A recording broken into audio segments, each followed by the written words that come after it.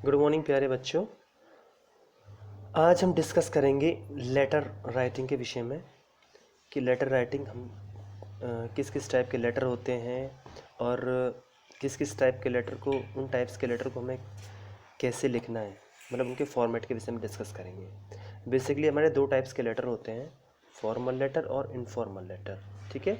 Formal letter वो letter होते हैं जो ऑफिशियल पर्पज़ के लिए लिखे जाते हैं और इनफॉर्मल लेटर्स वो लेटर्स होते हैं जो पर्सनल पर्पज़ के लिए लिखे जाते हैं। ऑफिशियल पर्पज़ मतलब मीन्स दैट जैसे हमको किसी प्रिंसिपल को लेटर लिखना हो, किसी न्यूज़पेपर के एडिटर को लेटर लिखना हो, किसी कंपनी के मैनेजर को लेटर लिखना हो, that means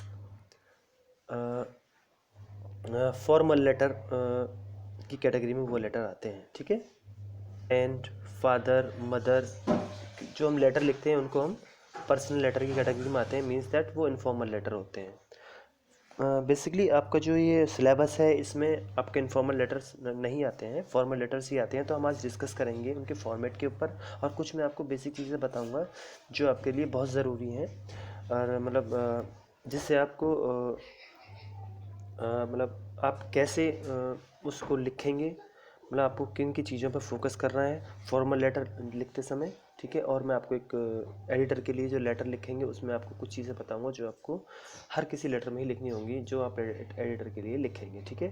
first of all हम डिस्कस करते हैं फॉर्मल लेटर के जो फॉर्मेट होता है उसके विषय में। सबसे पहले हम टॉप लेफ्ट कॉर्नर पे लिखेंगे sender address. And sender address मतलब जो भेजने वाला है वो आपके क्वेश्चन में भी हो सकता है, यदि नहीं है तो आप अपनी तरफ से बना सकते हैं। Then date and then receiver's address. Receiver address वो जिसको हम लिख रहे हैं वो आपके जो आपको क्वेश्चन दिया गया होगा उसमें भी होगा, यदि नहीं है तो आप अपने जिसको आप लेटर लिख रहे हैं उसके हिसाब से आप रिसीवर एड्रेस लिख सकते हैं। देन सब्जेक्ट, किस सब्जेक्ट पे आप लेटर लिख रहे हैं। Salutation like madam sir.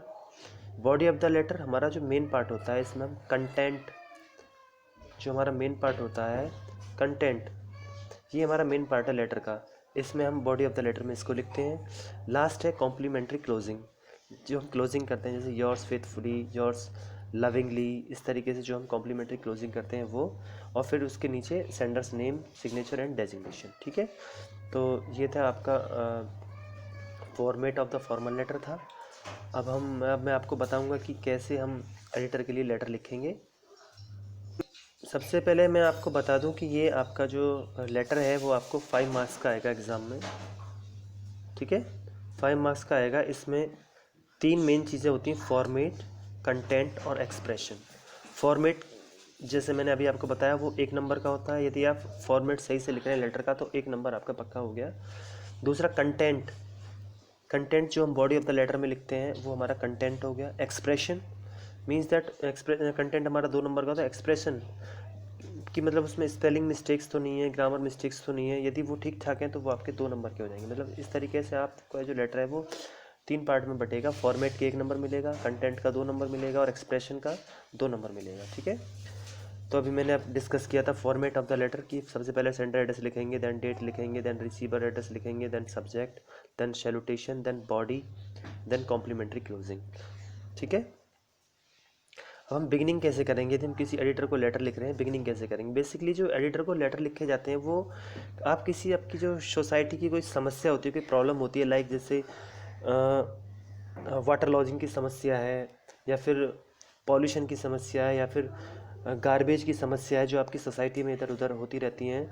आप क्या करते हैं, आपने उसकी जो अथॉरिटीज़ हैं, जो कंसर्न अथॉरिटीज़ हैं, उनको आपने इसके बारे में बताया लेकिन अभी भी समस्या का सॉल्यूशन नहीं हुआ है, तो आप फिर आप किसी न्यूज़पेपर के एडिटर के लिए लेटर लिखेंगे कि मेरी सोसाइटी में ये प्रॉब्लम है और इस तरीके से मैंने कंसर्न अथॉरिटीज़ को कंफर्म किया, मतलब संपर्क किया, लेकिन उन्होंने अभी तक इस प्रॉब्लम को सॉर्ट आउट नहीं किया। तो उस कंडीशन में आप लेटर लिखते हैं एडिटर के लिए। ठीक है।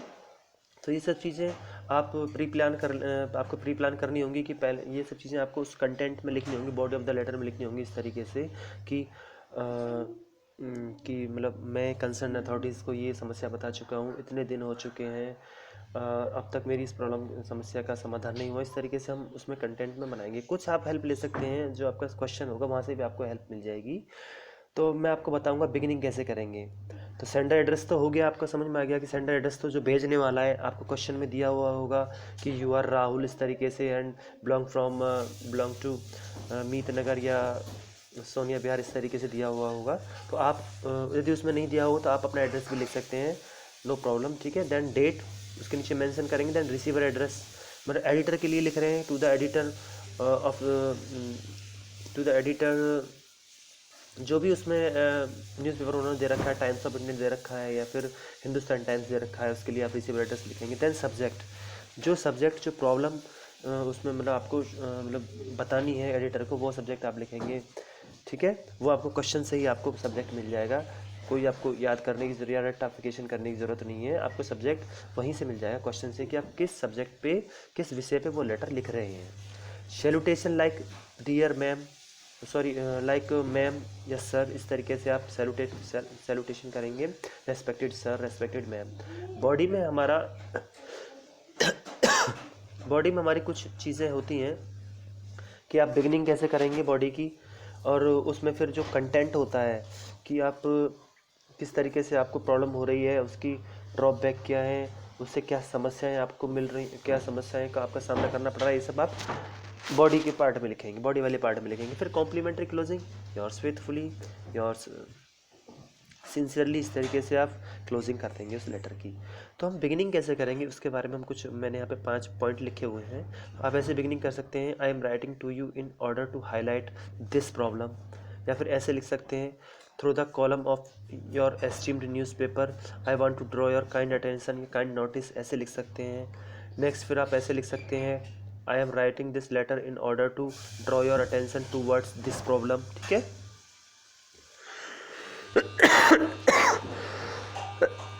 बंद करें सारे दरवाजे।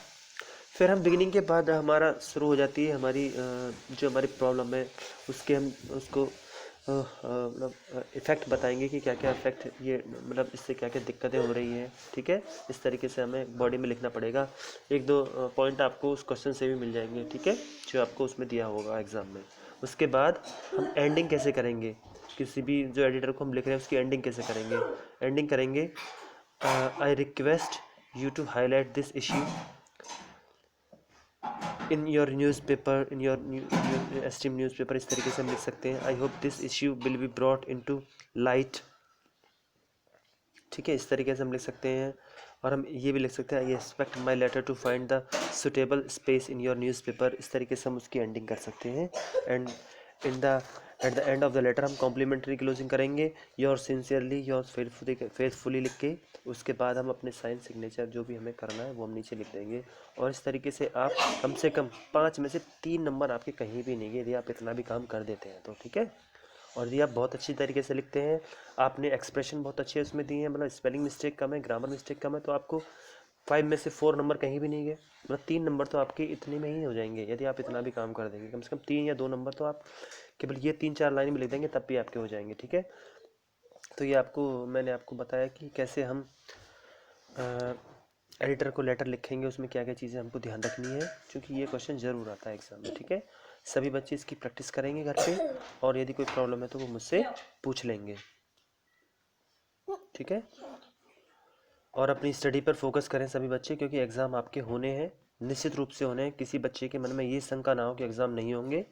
और सिलेबस ऑलमोस्ट हमारा कंप्लीट ही है, और वर्कशीट्स आ रही हैं, उन्हें भी करते रहें आप सभी बच्चे। और यदि किसी भी तरीके की कुछ प्रॉब्लम है तो मुझसे पूछ लें, ठीक है।